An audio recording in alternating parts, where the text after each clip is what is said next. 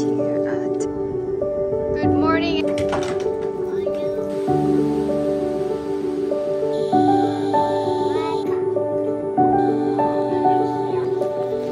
Так, здесь у нас шашлычки.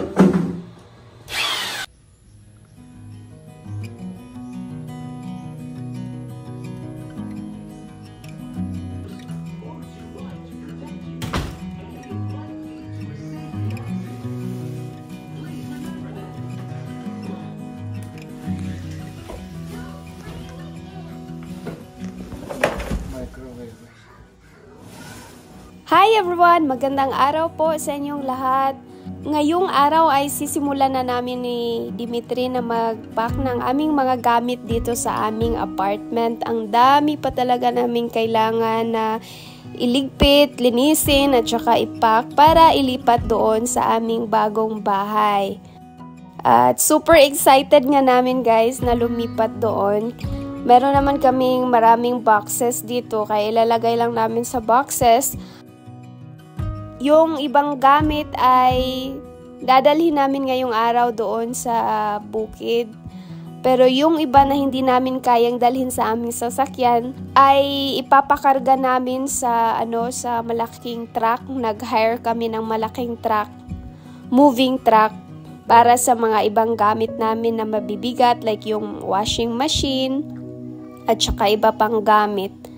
So ayan, sobrang busy din namin talaga ni Dimitri. Sobrang aga namin nagising kanina kasi nga gusto naming mag-pack na ng mga gamit para malipat na namin yung mga gamit namin doon sa bagong bahay.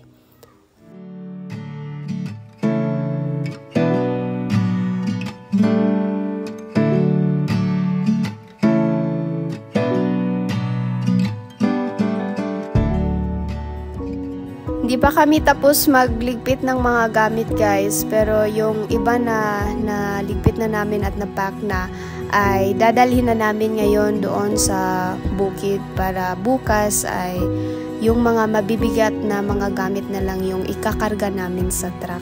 At saka yung mga iba pang gamit na hindi namin kayang dalhin sa aming sasakyan.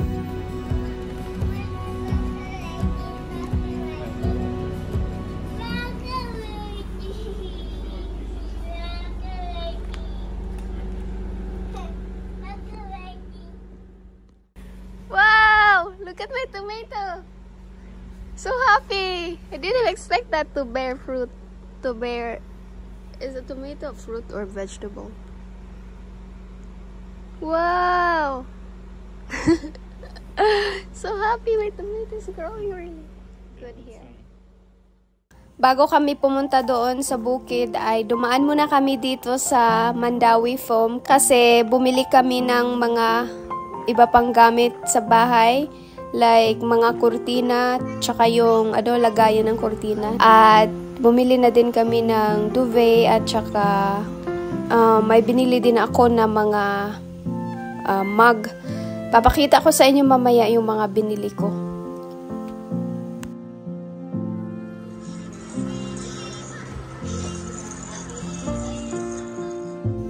At pagkatapos nga naming mamili ay dumiretso na kami dito sa bukid. Tamang-tama at nandito yung mga trabahante. Kaya may tumulong kay Dimitri na maghakot ng mga gamit sa sasakyan. At nandito din ang aming kapitbahay. Tinulungan niya din kami. At nandito nga rin tong mga trabahante namin guys. Kasi may aayusin sila sa sink namin sa kusina kasi nag-leak. Kaya ipapaayos namin. Magandang araw! Magandang araw! Ayan guys, nandito kami ngayon sa aming bahay at tingnan nyo, na-install na ang aming sink na may vanity desk at saka may lalagyan dyan ng mga gamit. Sobrang ganda. Actually guys, included pala to sa sa price ng kitchen namin. Kasi pina-add namin tong countertop na ganito kaparehos nung sa kitchen namin, and then ito melamine board. Sobrang ganda. Ang kulang na lang is yung faucet. Bumili pa sila kasi nakabili na kami last time, pero sobrang sobrang tawag doon, very short. So kaya bibili sila ng mataas na faucet. So Dito naman sa kitchen, tingnan nyo, yan ang pinakapaborito kong place ng bahay. Ng party ng bahay. So, ayan, tapos na ang aming kitchen. Sobrang ganda. Sobrang ganda talaga. Ano sa tingin nyo guys? Maganda ba? Gustong-gusto ko yung combination ng puti at saka itong, ano na to, kahoy na brown na melamine board. Sobrang ganda. I really love it. Ayan, 'di ba? Ayan ang ating kitchen.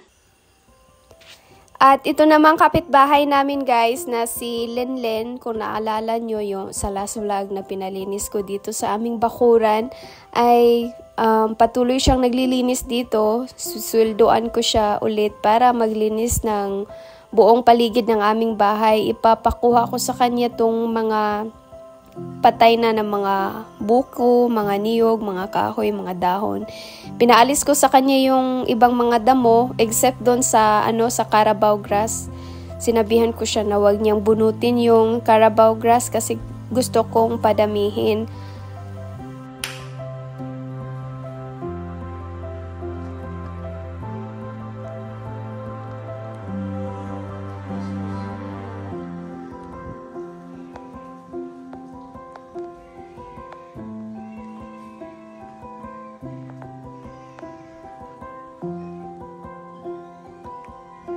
Sobrang ganda. May ilaw din kami dyan. Wow! My dream beautiful kitchen. Thank you so much for making my dream come to reality. It's my dream to have a beautiful kitchen. You know that, right? Yeah. I'm sacrifice my room for your kitchen. Yeah. We actually sacrificed our second room to build a beautiful kitchen. Because it is important. Food is important. Food is important. Yay! I can. Yay!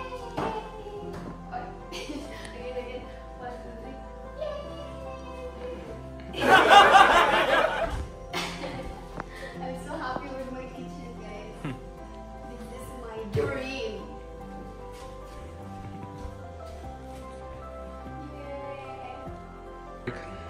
With sofa or porch.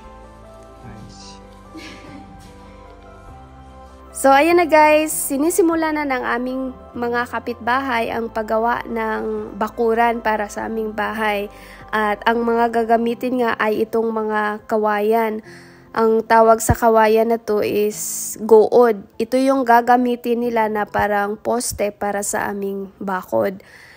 Itong mga kawayan pala na to guys ay galing lang din dito sa aming lupa.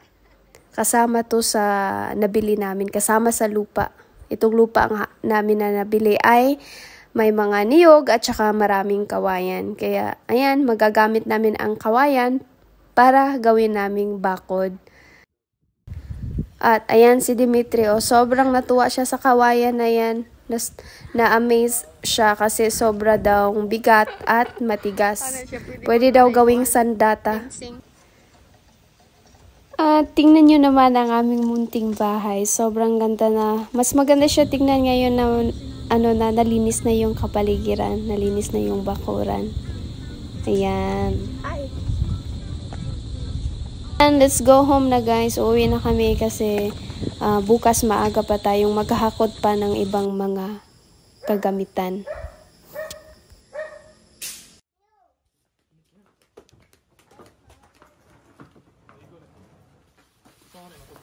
Alright, another day of hakot na naman guys.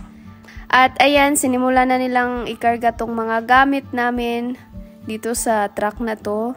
So ito yung hinar namin na truck na magkakarga ng mga gamit at magdadala doon sa bukid.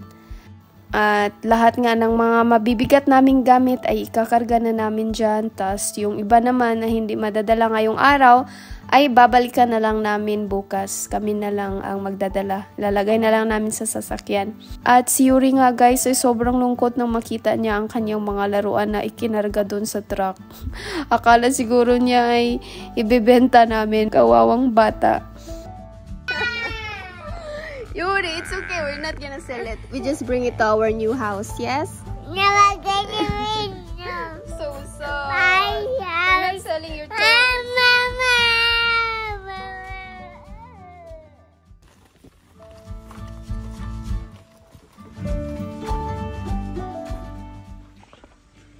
Alright guys, so we arrived here at our place.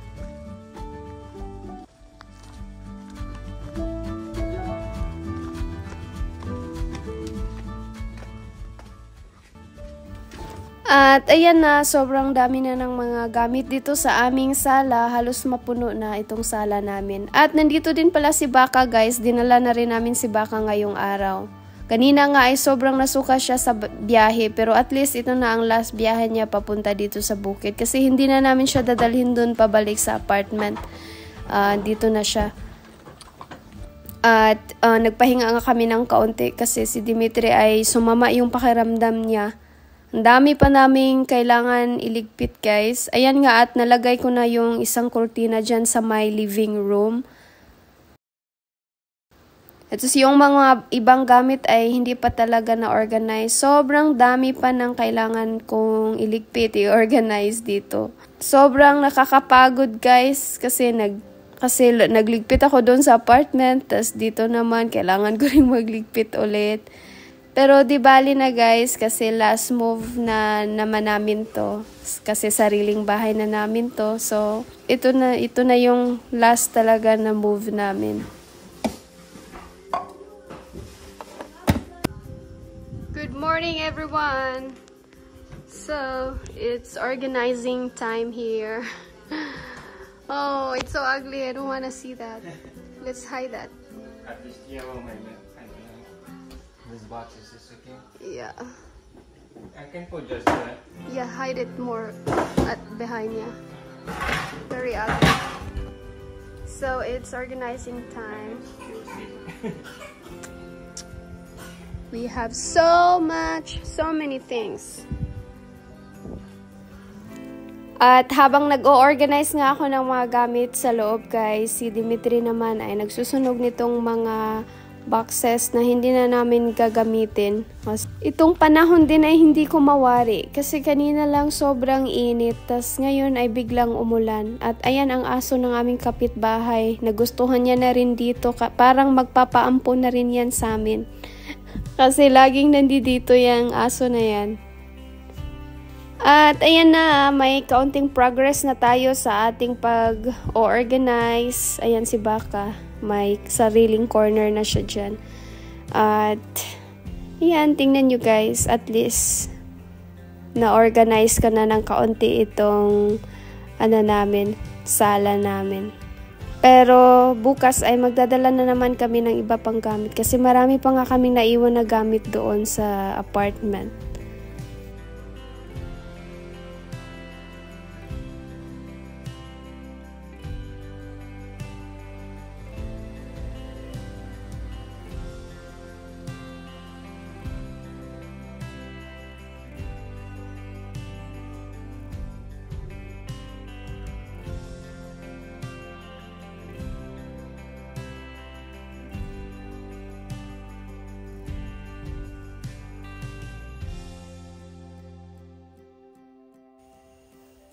Pagkatapos ko ngang mag-organize at makaligo ay gumagawa naman ako ngayon ng script para sa aming English channel. Kailangan ko pang i-edit at saka kailangan pa naming mag-record niyan mamaya. At dito din kami kakain ng lunch sa cafe malapit sa aming bahay kasi pareho kami ni Dimitri na pagod, walang makakapagluto.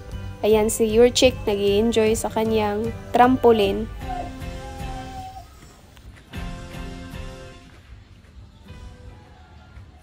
Look at this guys! We found an edible mushroom here in our lot. Just just in front of our porch. Sabi nga ng kapitbahay namin ay marami talagang tumutubong uhong dito sa lupa namin, lalo na after umulan. Daming tumutubo ng uhong. Lagi daw silang nag-uuhong dito. Your chick, you see this mushroom? Sudan. Ito mushroom. What is mushroom? Ha? Ito grip. Ito grip. Hala, ito kan. Just in front of our house. Kahapon na di umuda ni Nay. Sayang. Padakasan ni. Di na mo dako. Kini ba? Hala. Gamay man ni. Oh. Hala, mga tari. Yure. Let's go find mushrooms here. I think there are more mushrooms here. Nairik ana. Nairik ito may ulo po kumo. At nagpatulong na din kami kay Kuya na mag-install nitong solar light na nabili ni Dimitri sa Lazada. Dumating kasi nung isang araw at ayan, palalagyan namin to dito banda ng solar light. 6 yung nabili naming solar lights at ilalagay namin iyon around the house.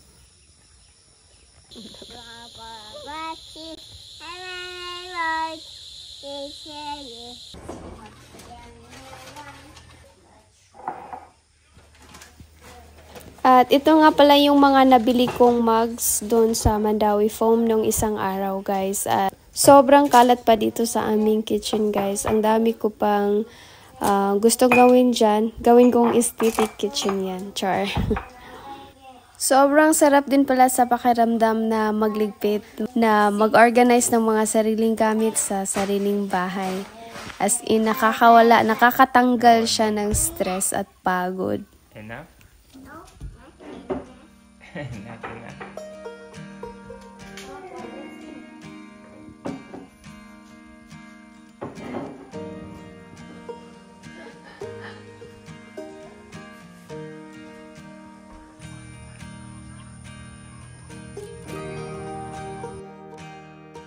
Nagpatulong na din pala kami kay Kuya na mag-install nitong aming gas para sa aming lutuan.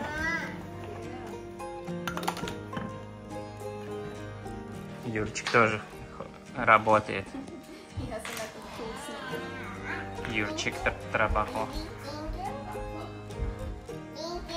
Thank you, dog. Молодец. When you're done playing, you put it back in the box. I mean, you put it back in the box.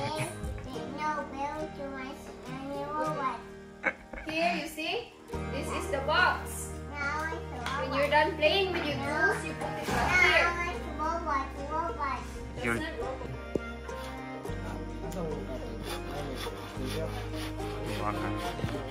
Юрчик тоже достал пилу свою. Пилить будешь? Бамбук?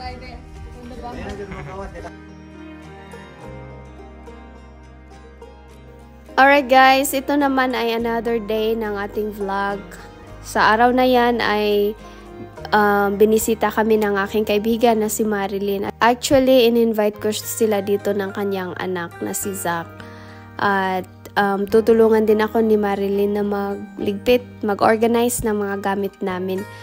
Kahapon nga lang din kami natapos na maglipat ng mga gamit namin dito, guys. At wala na kaming gamit doon sa aming apartment na dala na namin dito lahat. Kagabi ay dito din kami natulog at saka ngayong gabi naman ay dito din kaming lahat matutulog. At bukas na kami pupuntang Dumaguete para ihatid din sila Marilyn at si Zach. At bibili ng mga groceries. Very fast. And he even sits there.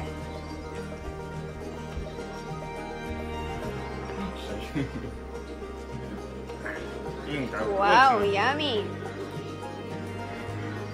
Yummy soup. Vegetable soup with